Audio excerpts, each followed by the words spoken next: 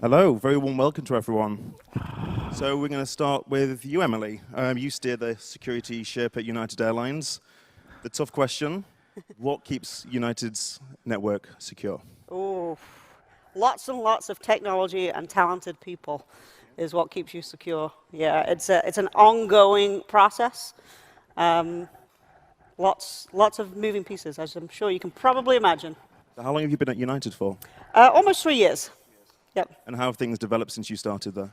We've actually moved the goalposts fairly significantly over the last few years. You know, I think the threat landscape has changed an awful lot for all of us. I think that's one thing that we can all agree on, is you're never done. But we've grown exponentially. We've added a ton more people. We started off with about 35 people. We've got about 200-ish or something like that now. Lots of investment across the company in security. So I think it's an investment that's going to continue. The world has changed, so you've got to react to it and respond. So what kind of investments have you made in the last 3 years? Duo security, funnily enough. A little plug for my friend Wendy over here.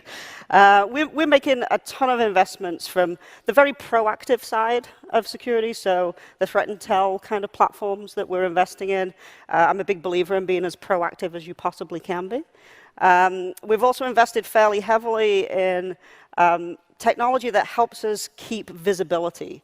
To me, you know, there's kind of the very basics of security is you've got to understand what exists so that you know whether it's vulnerable, so that you know whether you've been exploited in some way. So it sounds really simple, but keeping a track of assets, not just the regular kind of assets that sit in data centers like servers and all your network routers and switches and that kind of stuff.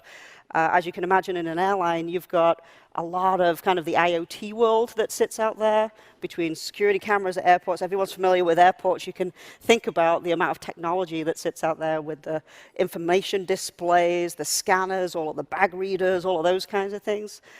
So we've invested a lot in visibility of every single thing that is connected to our network. So Wendy, you've spent the best part of your career helping, to secure companies and advise companies on their security posture. What kind of advice can you give to smaller companies and startups?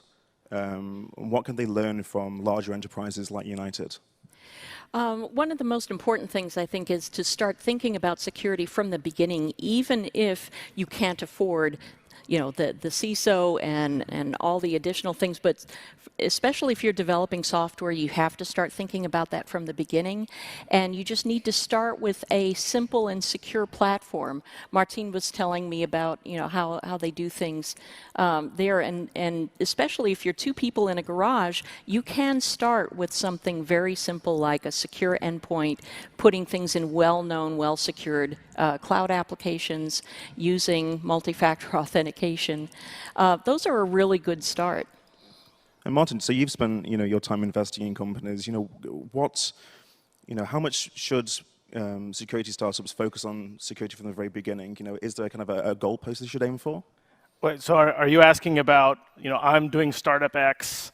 How should I worry about the security of my startup? Or are you saying I am creating a security startup? Creating any startup, at what point should startups start to care about security? Yeah, so more and more, it's very clear to us that best practices include things that at Silicon Valley we haven't been very good at, things like HR, and we would put security there as well. In fact, so much so that now when we make an investment, even if it's a pipsqueak startup, say 4 people, we will make sure that we go through HR checklists, and as part of the onboarding process, we also do a security checklist. What are best practices? That doesn't mean that you over-rotate and make it tough to do business. It should be a first-class concern from the very beginning. And Emily, what's your take on that? Yeah, very much so. The cultural aspect, I think, of any company, regardless of size, building security and that mindset from the very beginning. I mean, we've switched so much just in philosophically how people think about security. I think it really is table stakes now. It's got to be everybody's job to think about it. It can't just be a security team's job to think about that. And I think the world is revolving in that way. We embed security at the beginning of development life cycles. We try and give tools to the engineers and the developers so that they can do security scanning and security kind of spell check, if you like, and those kinds of things themselves.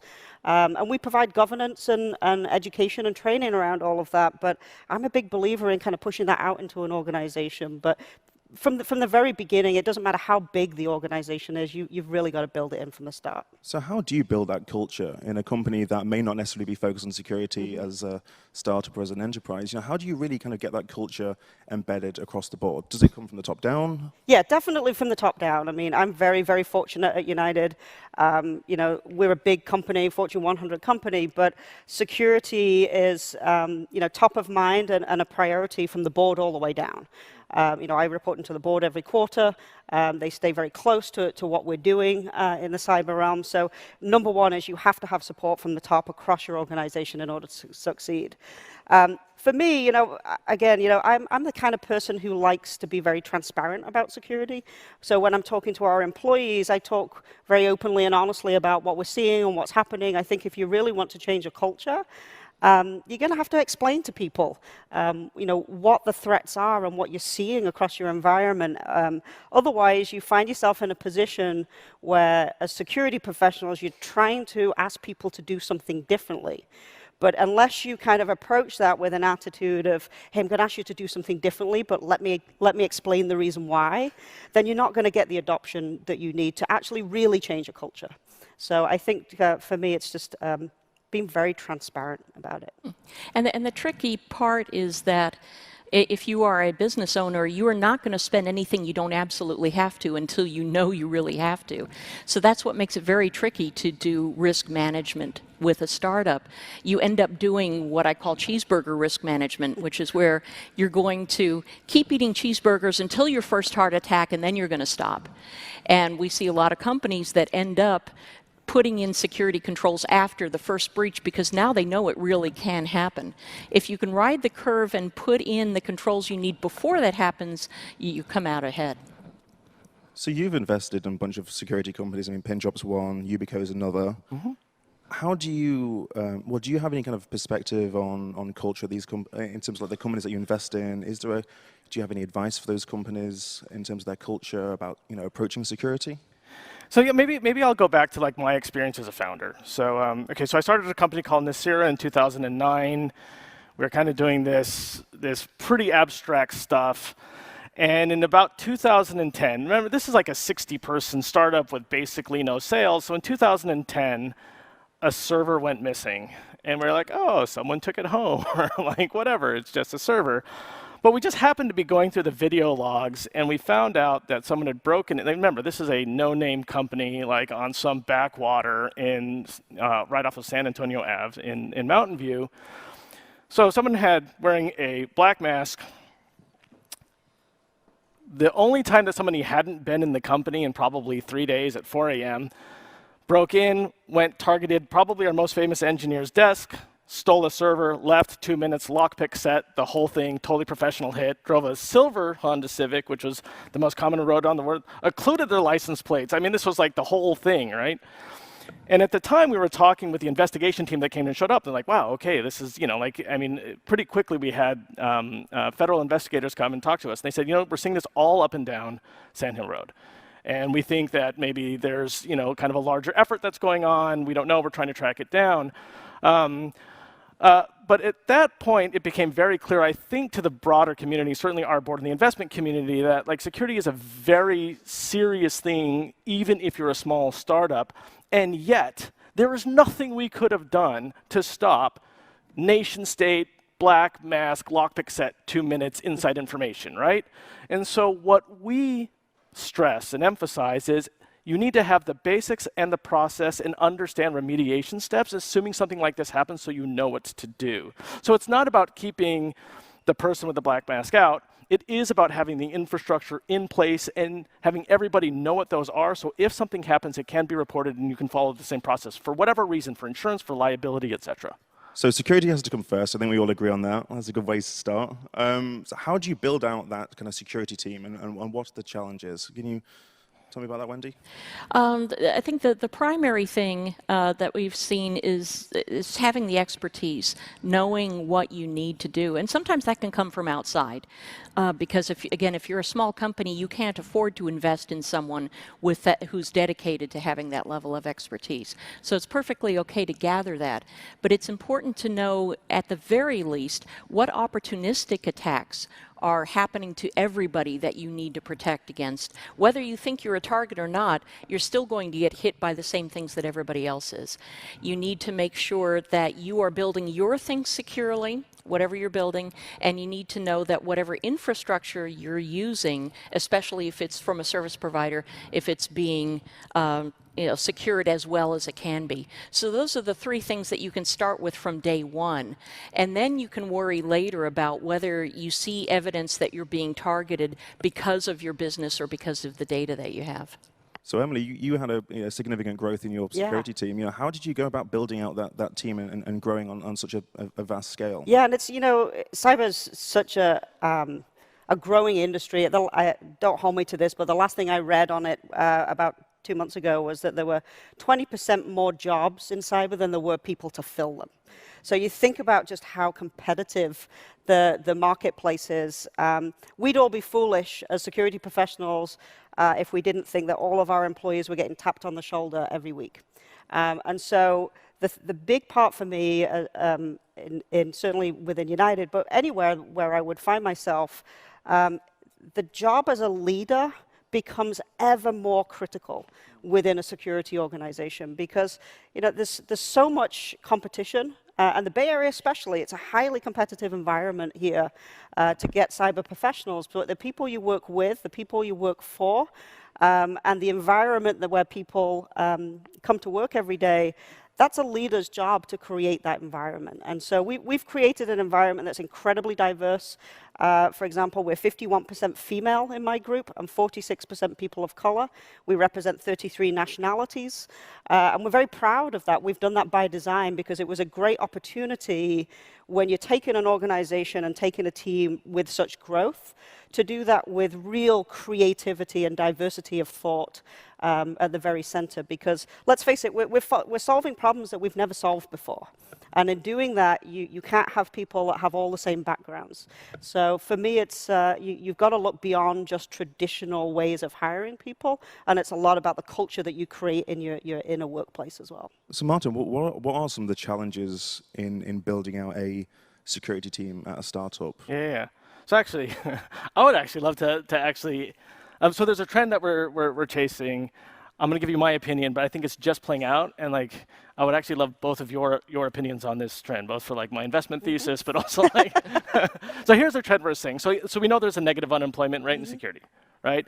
So so that means big company, it's hard to hire people, whatever, you have to pay them more. But what that means for a little company is you can't hire people. There's just no way, right? And so we're seeing this emergence of this next generation MSSP, which is basically a managed security service provider. So this is someone that will do your security in an outsourced way. From my standpoint, that makes a lot of sense because I'm like, wow, you can't hire the talent. Maybe you can get some really talented people. There's a number of companies, you probably have heard of them, that are starting to do this, where they'll say, listen, we'll be your security operations center. We'll do the best practices. We'll run these things on the background. And we've been saying, maybe that makes sense from an investment side, but also maybe we should start making these connections to the startups. On the other hand, this is why I would love to hear your views. You could imagine wow, this is a third party doing your security, you're taking it seriously, really? Yeah, for me, every company is an ecosystem these days. You can't do it all on your own. Yeah. I see partnerships, and Duo is one of them. We've got many security partnerships, as I'm sure you can imagine.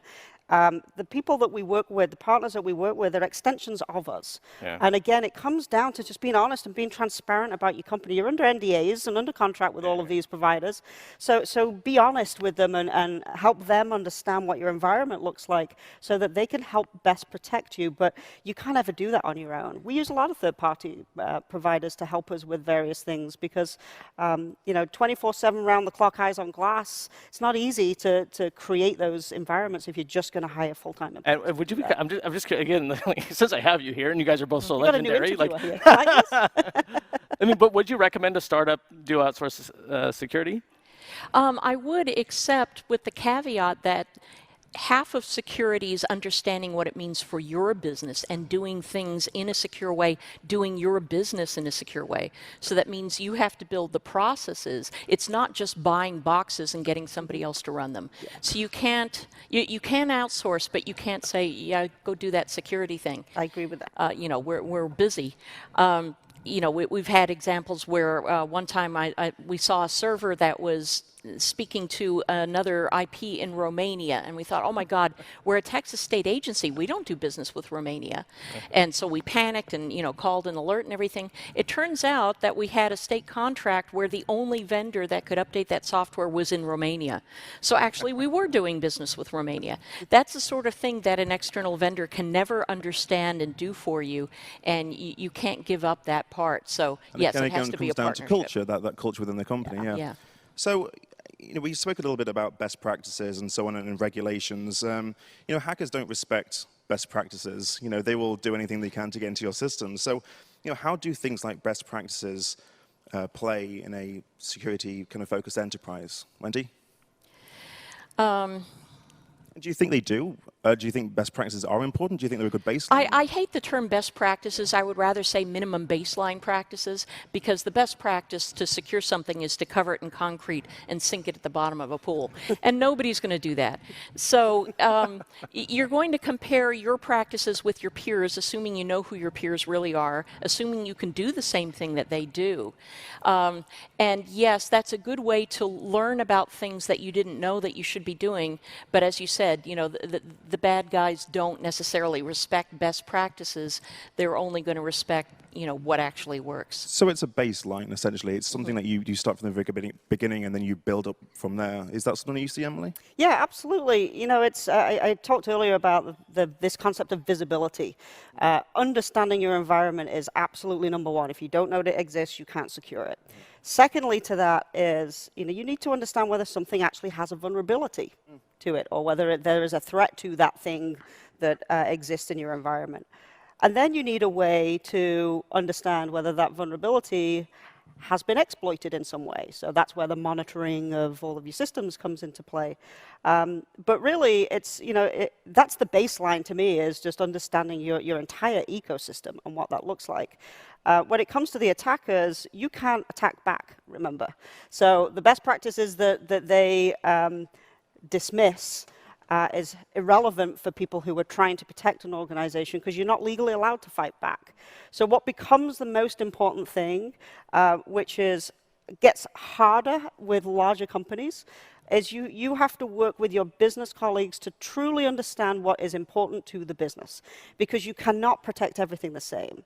So understanding what runs your business, what drives your business, it's not always just data. It's systems, it's critical systems that keep the operation actually moving, certainly in our environment. So I think you really have to take a very logical, common sense approach to understanding what matters most to your business. And the relationships that you have with the business teams is the only way you're going to get to do that, because it can't be my decision, it can't be my team's decision. We're security folks. We secure what they tell us matters to us the most. So it's a baseline in terms of you got to understand it, but you got to work with your business to figure out what's most important to them. So we've discussed a little bit about the teams. What about the technologies? How do you sift through a lot of the noise in terms of the products and the security services that you see on the market? Martin, could you talk about that? Yeah, so I'll say it in under two lenses. So from an investor lens, I think we're seeing an era where it's almost impossible to sell to a CISO. You know, this kind of day and age of, we got these very sophisticated products that are very complex, that take a long time to understand and explain and implement, that you talk to the CISO, are diminishing. And instead, we're seeing the rise of like fairly simple to use product-led companies that will be adopted by individuals, for example, before the company. So for example, I sit on the board of Yubico, these little hardware keys. This was like a consumer phenomenon of like hardcore security geeks that would use these before it became an industry phenomenon. And so I think what's happening to security, which is actually very interesting and good from a defense standpoint, is we're seeing security products become simplified. They're becoming consumerized, and I think that individual users, especially tech users, are more savvy about what to use. I think Duo actually paved a lot of the way for this, but you've seen companies like Think Canary, if you don't know it, or Yubico, or et cetera. And so my sense is, especially if you're a startup, I think you should understand, simplify, consumerized security products. Those are already being adopted generally, and lean towards those. And don't worry so much about the much more sophisticated high-end things that are kind of, they almost feel like museums of computer science past. Now those become relevant certainly in Emily's world, but much less in smaller company world. Mm-hmm. So Wendy, are there any kind of technologies that you think we should embrace, or do you think there are any kinds of technologies we think we should avoid? Oh, that's a trick question. That's just not fair. I had to ask. That's really tough. The one thing I can recommend, though, is that Sunil Yu, who's the chief security scientist at Bank of America, came out with a matrix called the Cyber Defense Matrix, and he open sourced it. If you search for the Cyber Defense Matrix, you'll find it. And it's a very simple way of looking at the functionality of each security technology, what it does, whether it protects, detects, responds, and what layer it does it on, whether it does it at the application layer, data layer, network, and so on. If you plot out what you have in your portfolio against that, you can start to get an idea of where you might have gaps, where you have overlaps, and it may be a good way to rationalize what you have today. But if you're just starting out, I would agree with Martin that let the consumer experience lead you into what is most usable for your organization. Emily, do you have any thoughts on that? Yeah. I mean, for us, obviously, we're such a varied company, and the kinds of solutions that we seek out. Usually, I mean, for companies that try to come to the CISO, to Martin's point, we normally know what we want. We normally know what gap we're trying to fill, and usually we'll go out into the marketplace then and start doing the research around that. It's very difficult to get kind of the push at a big company as it is with a smaller group. But yeah, I mean, there's still so much opportunity. There's still a lot of problems out there that are not solved, which is where, to me, people like the three of us work very closely together, and lots of security organizations work very closely together. We are all much stronger together than we are individually. And I think once we identify those problems, it's people like Martin that invest in the solutions that people like me end up consuming. So we're very low on time, but my last question, the threat landscape is changing. What bit of advice would you give in terms of security to a founder or a startup in the audience? Martin, would you go? I mean, I think maybe I'll just restate what I said before, which is it's important to realize that even at a startup, the attacks are fairly sophisticated. But the good news is there are fairly simple things that you can do even at that stage that improve your posture. Things, for example, such as physical security, like we immediately got a guard, like that wasn't very expensive and it really mattered and it stopped attacks. There are a number of consumerized security devices that really help, are really effective. Like I'm a huge fan of Chromebooks. I'm a huge fan of YubiKeys. I'm a huge fan of Duo. I'm a huge fan of Okta. And so I would just say, understand the simple consumerized security practices. Do best things like you were a large company that's simple, like physical security, and then have the process in place for when an incident and if an incident does happen. Yeah. Emily? For me, I'm a big believer in testing things out as an early adopter. Even at a big company, you can still do that in a controlled environment. For me, my advice would be, try and focus in on the problem that you're trying to solve. That's the way I certainly look at things, is what problem am I trying to solve, and how can you help me solve that problem?